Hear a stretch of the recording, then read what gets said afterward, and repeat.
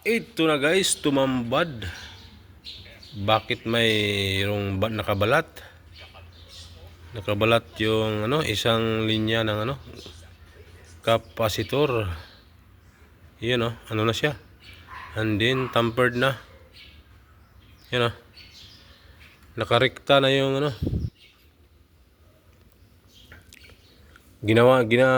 gimagic na.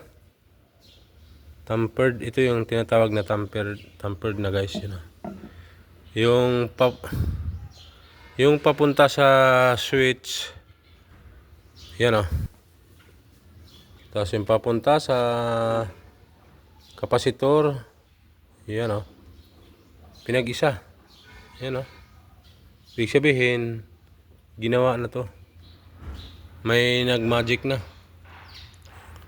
walang tip, walang tip, walang electrical tip, yan dalawa. Delikado tong ginawa kung sino mang gumawa.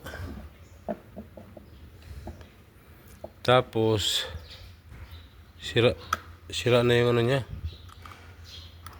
Yan, ngayon titipan ko pareho. Tapos i-check ko kung kukontrola pa siya. Kakaiba. Sa takip na lang nilalagay ang ibig sabihin pinagawa na to. Sa takip na lang nilalagay yung hindi, tama naman yung sa takip pala. Parang ang hirap ikabit. Paano mo isasara? Kailangan tanggalin mo na to para madukot, para makapa to, ito, para mapasok. Yan bainting. Kakaiba na electric fan, bainting. G-Magic, bypass na siya, wala na siya, hindi na siya dumaan ng thermal fuse. Thus, nagtataka ako bakit kailangan niya balatan. Siguro nung unang ginawa niya kasi nagtap na lang siya ng nagpalit siya ng kapasitor, baka na reverse. Dito niya nilagay sa una, baliktad ang ikot, tapos nilagay niya dito sa kabila na linya. Kasi pag yung kapasitor nito mabaliktad, may yan, ang ikot niyan magkahiwalay. Iyon. North Pole at saka South Pole. Kailangan yung ikot mismo ng electric pa natin, walang hangin yan pag pagbaliktad. Yan. Kaya ngayon hindi niya tinipan.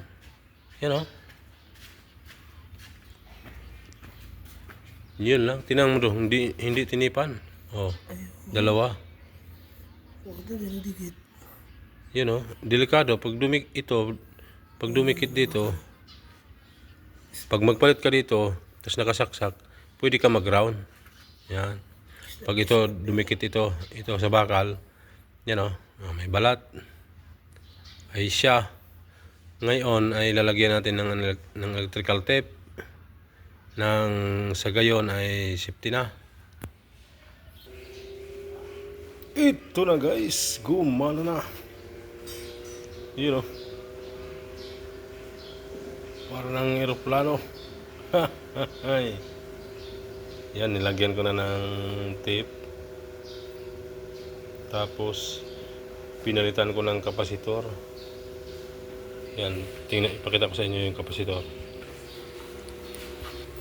Yun ito yung kapasitor niya. Pinalitan ko 1.5 450 volt AC. Yan na siya, lumakas na. Sim yung value na nilagay ko. Yan yung value niyan. Pero nagtataka ako, ito sobrang liit. Pero yun nilagay ko, parehas lang sila ng value, pero Ang laki nun, tinan mo.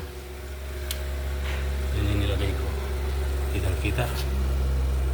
1.5. Ayan o. 450 volt. Easy. Sobrang lakas na. Ha!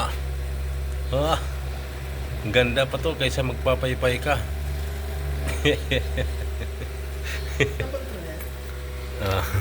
Lakas. Number 3 yan. Ano lang naman to? Nasa below 60 watts yata. Hindi naman yata totoo na 60 watts to. Hindi, yan o. Lumalakas. Hindi mahal. Yan o. Hindi mo kayang pigilan yan. O, di ang himbing na tulog mo pag meron ka ng electric pa na ganito. Pulot lang to guys. Yan, pero nilangisan ko yung ano niya. Yung shafting.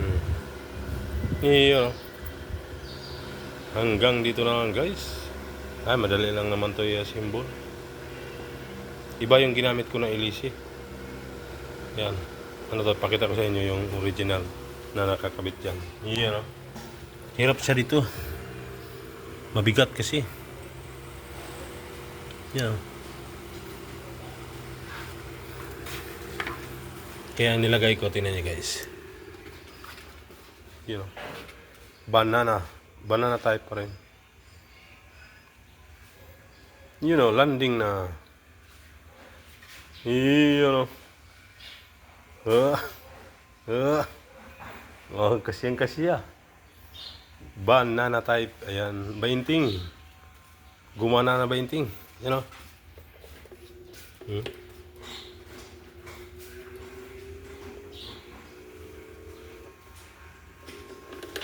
Maluwag yung saksakan. Maluwag yung saksakan sa, you know. Oh, see? Yan ang normal niya na ano, na anda. Yan, number 1 talaga, kapasitor at saka langis.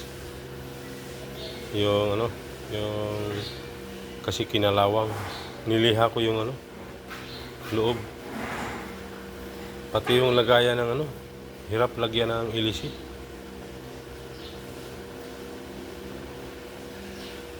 Yun na guys, hanggang dito na lang guys. Anong pangalan ng electric pan na to? Tyler. Yung isa, Kidiki. Kidiki yung isa. Hanggang dito na lang guys. Simbol ko lang, dali lang naman yan. Thank you for watching. Bye-bye. Nakapulot si Boss Rickman ng electric fan. Napalakas at napagkana ng maayos. Bye-bye.